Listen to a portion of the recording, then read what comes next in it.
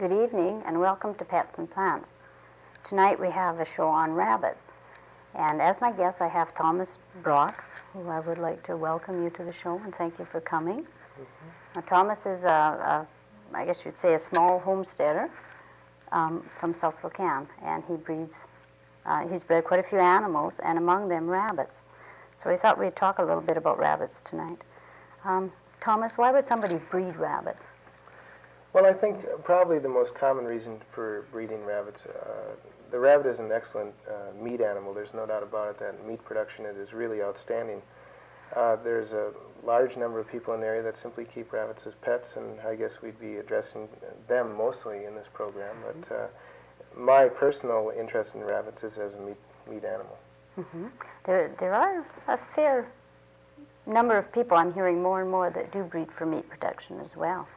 Mm-hmm. But you can have a rabbit as a pet and produce meat at the same time. Oh, there's no doubt about it. A rabbit makes a delightful pet. You know, there's no doubt about that. And at the same time, you know, if a family can have rabbits for meat production, they can still keep their breeding stock as pets, and so it works out. You have the best of both worlds, and it is, you know, a real nice way to go. Mm-hmm. Rabbits aren't a hard animal to look after, are they?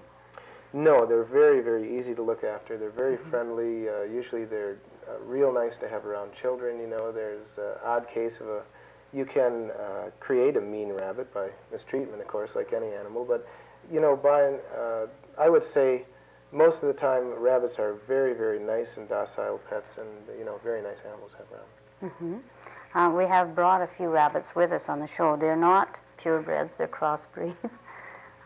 So maybe we could talk a little bit about how many types of rabbit breeds are there. Do you have any idea? If I'm not mistaken, there's about 70 or 80, you know, different types of rabbits.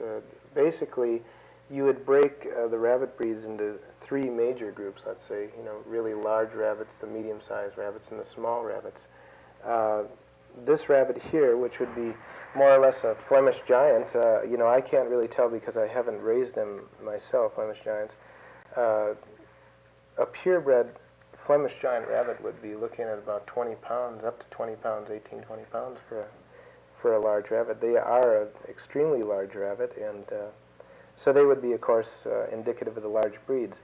This, as you were saying, is supposedly a New Zealand red, and it would be difficult to say if it is a purebred red, but by the looks of it, I don't think it is. But this is more a medium-sized rabbit, and they usually weigh somewhere in between about 8 and 12 pounds for a medium-sized rabbit, you know, right around, let's say, 10 pounds. The rabbit that we have down here in the box is a Californian, and he's basically a medium rabbit. Californians are a nice rabbit. I raised Californians for quite a while, and they're a real nice rabbit. It's basically a New Zealand white development, and people developed black ears and a little black tail and black feet because they were, I guess, more or less just bored of pure white rabbits. You know. Mm-hmm. They do have small breeds of rabbits, and those would be more or less, you know, the little tans and, you know, the Dutches. And these would be weighing in about 4 pounds, somewhere right around there. And they're really delightful rabbits to have around. They're really small, and some of them are very, very beautiful. But that would be probably the three major groups. And then, of course, there is what you would call an Angora rabbit. Mm-hmm. And this is of a special interest to people who are weaving or spinning wool. They have beautiful long fur. It has a long staple to it. And you can use an Angora rabbit for meat production along with this wool production, which is actually sought after by a lot of people. Mm-hmm. Are there any Angoras in this area that you know of?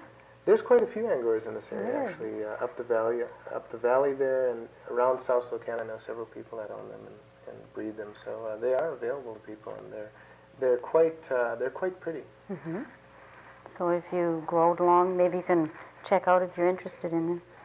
And also, they have a lop-eared, French lop-eared. I've just heard about that a gentleman's breeding over in Creston. Yes, that's right. They have lop-eared rabbits, which are quite beautiful. They have really long ears, and they go down, and as a rabbit is standing, let's say, or basically they just lay down like that. As they're laying down there, ears are very long and they go right down onto the table, but they're quite pretty. Mm-hmm. And you can get some really nice looking English lops, French lops. There's different types of them. And their ears are they quite large? Like maybe They are, on yeah. like on this giant, they're quite big. Oh, they So would you'd be. really notice the lop. You'd know. That's right, yeah. But they're a real interesting rabbit, and it is nice because that's one nice thing about raising rabbits. Let's say either for meat production or for show, like the fella in Creston probably uses them for both. But a rabbit is a very challenging animal to raise, and at the same time that you have a nice pet, so to speak, with your breeding spot. You can have meat production out of them at the same time. It's very challenging for show. There's several people in this area that have some of the nicest rabbits in Western Canada. They show them around in Alberta and British Columbia, and they have some really excellent stock in this area. Is that right? That's interesting. I think Now, we would call the buck is a buck. It's not a. That's the name of it. Bucks and does. that's right. A That's male what we rabbit call would be a buck. A female rabbit would be a doe. You put them And back in the box. baby would be a bunny. Actually, that's something we should talk about too. If someone does have a rabbit and isn't familiar with handling it, the proper way to pick up a rabbit actually is by picking him up by the back of the neck and supporting him underneath by his hind legs like that. A lot of people are under the impression that you can pick a rabbit up by the ears, but that's not very good for a rabbit at all. It can damage ligaments and membranes around the ears. Their skin is quite pliable, and they have a lot of skin right at the back of their neck. You can pick them up like that and transfer them. It doesn't bother them at all. And just give them a little extra support, especially with the big giants. They're Especially with the giant breeds, you fairly should big, really give them a support underneath the hind legs for sure, because you can hurt them a little bit by just picking them up by the neck. a rabbit like the giants. If they're up to 15 to 20 pounds, you wouldn't handle a rabbit too much at that size, would you? It's surprising, rabbit is such a nice animal to have around. A lot of people, I know one gentleman in this area particularly that raises them, he handles his rabbits really a lot, and he gets a lot of enjoyment out of spending time with them, and he lets them outside and this and that, especially in a pet situation. I know people that have had rabbits and they've been housebroken. They go around the house and they handle them a lot. And the Flemish giant is a nice rabbit for them. It's almost like a small dog in a way. So a lot of people, they handle their rabbits quite a bit. So if you handle them, they'll usually be a nicer pet, eh? Oh, there's no You doubt know. about that. I found that in my experience with raising animals for meat production. We handle our rabbits a fair bit, and they become very, very friendly. It wasn't unusual at all when we open up cages that the bucks would crawl out onto our shoulders, or we would just let them out on the ground. They'd walk around there. They're quite friendly, and they're nice to handle.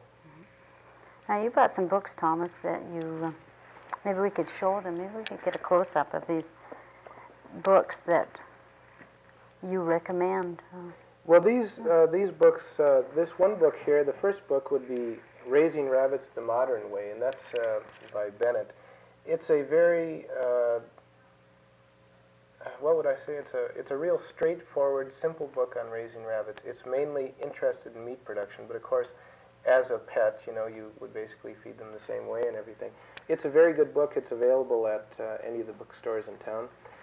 This book here is actually for a more serious meat production person, someone who's really interested in good meat production in an animal. Raising small meat animals deals not only with rabbits, but with other chickens, turkeys, that type of thing. But the section on rabbits is excellent in this book, and I would recommend it for anyone who's seriously considering raising rabbits. It's an excellent book. Maybe we should look at the cages and that type of thing, since we have the possibility of getting a shot of that. Here's these two pictures, actually. There's two probably most common ways of raising rabbits right now. One would be with a partly wooden and partly wire cage, and the other one would be an all-wire cage. Oh, there we go. That's Now, either one of these methods is a real good method of raising a rabbit. As you can see, this is the wooden, that shot was a wooden cage. This one right here is a wire cage. A lot of people frown upon all wire cages for rabbits, but there's nothing wrong with a wire cage. It's not mean to put an animal into a wire cage. We've always raised all of our rabbits in all wire cages, such as this one. And you'll find that they keep extremely clean, that they're a real easy cage to keep clean. And you don't run into other problems that you would with wooden cages, which tend to give a little bit more rise to anyways, like mites and that type of thing with rabbits. But all in all, the most important aspect of building a cage or keeping caged rabbits in your yard or in your home or whatever would be the bottom wire of the cage. Half-inch by 1-inch wire is recommended for a rabbit. It gives their feet really good support, and it also lets all their droppings go through the cage, and it's very easy to keep clean. So that's a real consideration, one of the basic steps in getting rabbits and taking care of them. Mm-hmm. The wire cage, would you have that outside? That's more or less if you're going to keep rabbits in a barn or a shed or somewhere like this. That's right. Mm-hmm. If you have a all-wire cage, it's important to keep the rabbits in some type of a building or some type of a shelter if you can, because a rabbit doesn't do well with drafts on it. With a wooden cage, part wooden and part wire, it's a little better setup for the average home production or a home person who wishes to keep a rabbit, simply because you can close in 3 sides of the cage, and that would give them protection from wind and weather. You can put a little roof over it. The front of the cage can be chicken wire or some type of a hardware cloth, and you can put your 1/2-inch by 1-inch wire on the bottom, which works out real well. But if you're going to have an all-wire cage, it is best to have it in a barn or a garage or that type of thing, simply because of the drafts. Mm-hmm. And what size would your cage be, approximately? Like for the giants, I imagine the size of the cage is going to vary. It's the size of your rabbits, eh? This is true. Basically, a real good rule to follow in the size of a cage for a rabbit is to take the average weight of a full-grown rabbit and then give them at least that many square feet of floor area. Let's say if your rabbit is going to be 8 pounds, give them 8 square feet of floor area to go around, and that would be the minimum. Now, a little bigger cage is, of course, a little nicer. And if you are keeping your rabbits as pets, so to speak, and want to spend time with them, you can actually let them out of the cages and run around your yard if you're there, and they won't really take off if they're used to you and they like the surroundings. But the basic rule is 1 square foot per pound of rabbit. Mm-hmm. And actually, the height of the cage they have different recommended heights actually for commercial growers, because of course their investment in wire cages would be phenomenal if they even went to a little bigger cage, over 4,000 cages or something. That's a lot of money in wire. Right. But if you can make your cage a couple feet high so they have room to stand up and stretch out, it's a real nice thing. Mm-hmm. See, this one here is a little cramped in that cage there. Right. That's a cat cage that we borrowed to bring the rabbits, so it's kind of small. Both of them are quite small. But you don't keep rabbits together in one cage, do you? They can be kept in the same cage if they've grown up together. That isn't a real problem, of course, unless you have male and female in there, and that would be a mistake, especially with rabbits. I think that the best situation for anyone who wants to breed the rabbits and have a selective breeding program, you would have to have single cages, 1 for each rabbit, and if you're really interested in breeding rabbits, you would have to look into the situation more, reading about it and everything. But the first rule of breeding rabbits and keeping rabbits in separate cages is that if you breed them, you always take the female over to the male's cage. You never put a male into a female's cage, because the rabbits will fight and the male will either be hurt quite badly or killed even. Rabbits are fairly territorial with other rabbits. That's not to say if you have 2 rabbits and they grow up together from small bunnies, they can tolerate each other quite well, like 2 females in a cage can tolerate each other quite well, although I wouldn't suggest it with 2 males. Right. Yeah, and if the females are very territorial about their cage, if they have been left by themselves. That's true. That's okay, right? Yeah, they are for sure. There's no doubt about it. Okay, if you breed the rabbit and she's bred and she's going to have a litter, I guess it's a litter, is That's it, right. with rabbits? And when would you put the nest box in? Usually the best time to put the nest box in would be right around 27, 28 days. Not before. You wouldn't leave it in there, No. a nest box all the time, do you? No, you don't. A rabbit would have a tendency, a nest box, by the way, is simply a wooden box that's about the size of this cage right here, actually, with a Flemish giant in it. And it would stand approximately 8 to 10 inches tall. And basically it would be made out of plywood or whatever, and you would put a lot of hay in there because rabbits do make nests, and they kindle in a nest. Kindling is just giving birth. And what you would find is at about 28 days after they've been mated, you would put that box into their cage at that time. Now, if you introduced it before that, the rabbit would probably start using it as a bathroom is what it would do, and it wouldn't work out very good. But at about 28 days, she'll get into the nest. She'll build herself a very nice nest, usually much like a bird nest with a small depression in there where she'll kindle. And she'll actually stand up, and that's a really interesting thing to watch when your rabbits are going to kindle. She'll stand up and she'll pull fur off of her chest area, and she'll line the nest with fur, and she'll put a big bunch of it in the corner to cover up the babies when they're born. So they have a nice warm, because they're usually born naked, aren't they? They have That's right. no hair on them at all. That's right. They're born without hair at all. There's no hair on a rabbit when it's born. They're very, very tiny. And she lines the nest with fur, and she also covers it with her own fur. And we have never had trouble with rabbits giving birth outside in sub-zero temperature. Yeah, they can stand extremely Yes, very, very cold low temperature. temperatures. What about the feed now? Should we give it everything from our kitchen table? All of our scraps and things like this?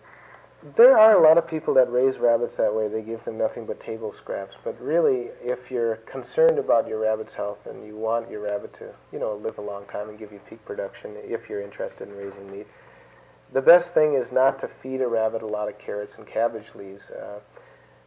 Actually, my rule of thumb anyways, until a rabbit is about at least 5 months old, I never feed it any greens whatsoever.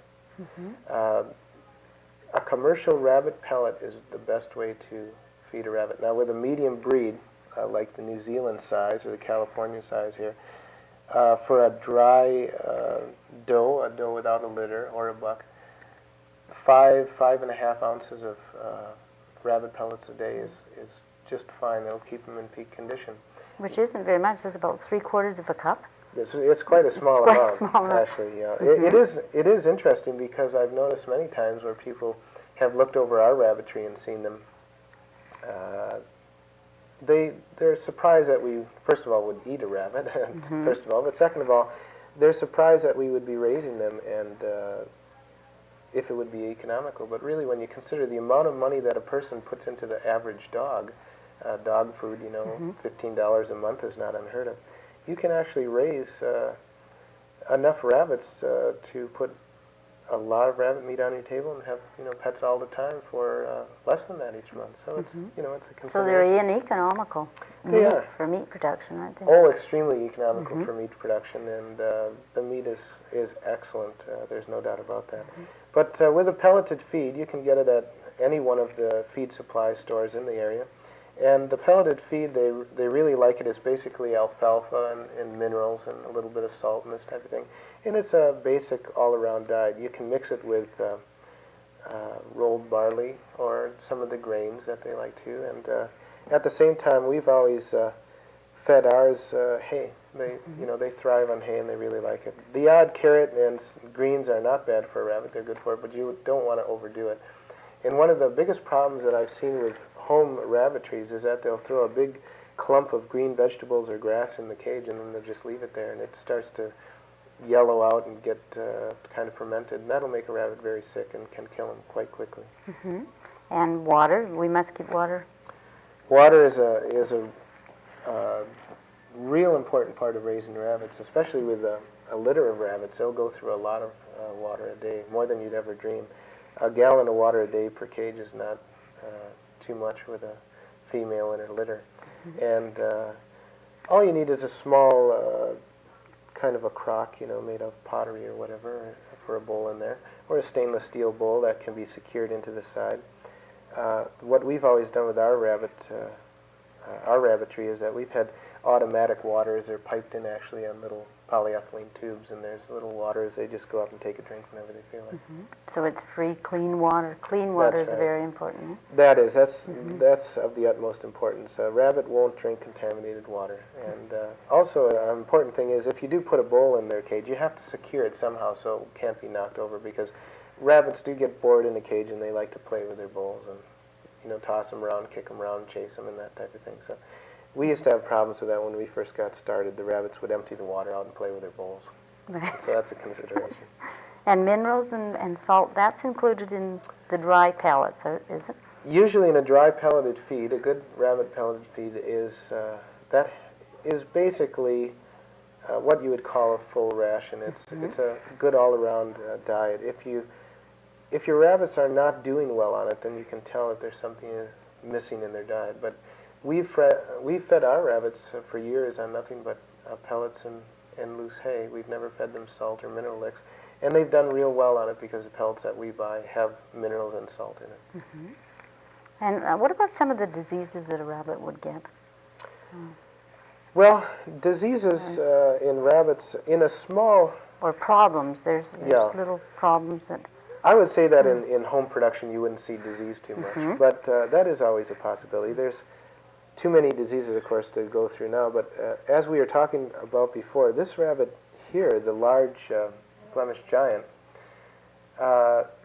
she has a condition that if you could look into her ears, of course you can't do that on camera, but there's like a crusty, kind of a crusty brown at the base of her ears, and basically that would be ear mites like.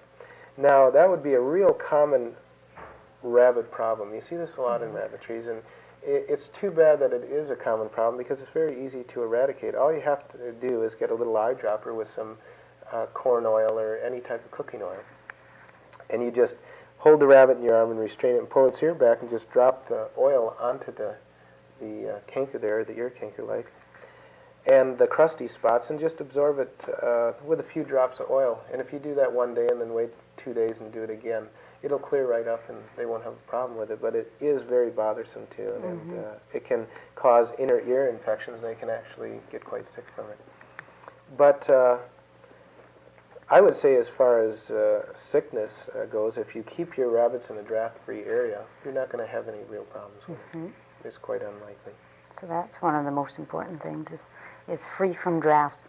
That is, you'll find that in almost any, in animal husbandry, that's the first prerequisite in good animal husbandry, is give them a quarters that's draft-free. And let's go back a little bit to meat production now. A doe can be bred and she can have babies about once every 9 weeks. Is that about right? Yes, that's possible. In a home program, usually people would breed a doe. She would kindle at about 30 days or so, a month later. And then basically what they would do is they'd let the rabbits grow to about 8 weeks old. Now, an 8-week-old rabbit, this is one of the startling things about a rabbit, but most animals when they're 8 weeks old are quite small. Well, a rabbit at 8 weeks old will be quite large. A good New Zealand white or a Californian will probably weigh 4.5 pounds at 8 weeks old. Now that's a lot of weight. You would have basically in a good litter, you would have probably 8 or 9 bunnies, sometimes 12. It depends, but you'll find they'll put on weight very fast, and usually people wait until they're 8 or 12 weeks old to breed them again, actually. But in the commercial rabbitries, they breed much more often than that. And a rabbit can produce a lot of meat in a year.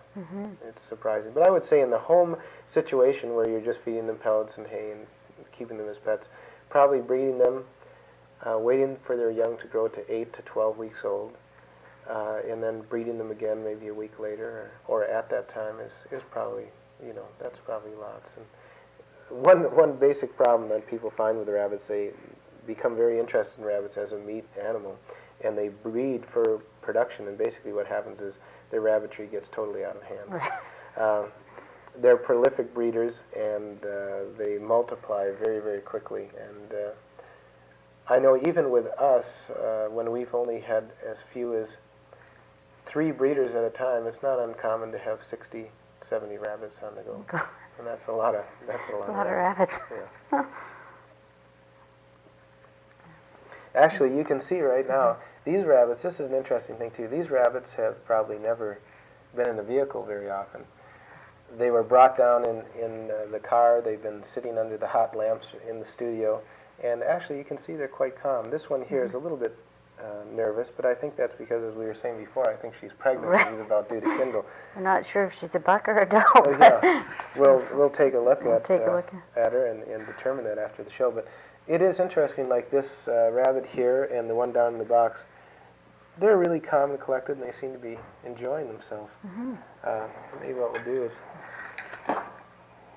we'll pop this one out and take a look at it.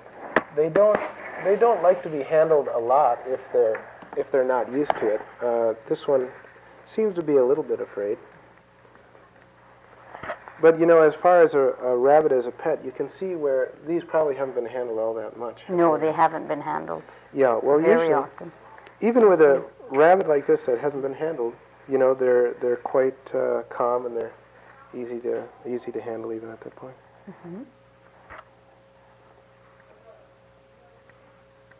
Yeah, if you're just going to feed them in their cage and just give them food once in a while and not touch them, then you can't expect them to be... No, they'll be quite timid. They'll be quite frightened. And the thing is, too, to remember, though, that even in that situation, you usually won't find a rabbit that'll bite you or go after you like a dog, or, you know, the cat will. And so that's kind of an interesting thing, you know. Really, to get a rabbit that's really mean, you have to abuse it pretty bad. They're a nice pet, and they're a nice animal to raise.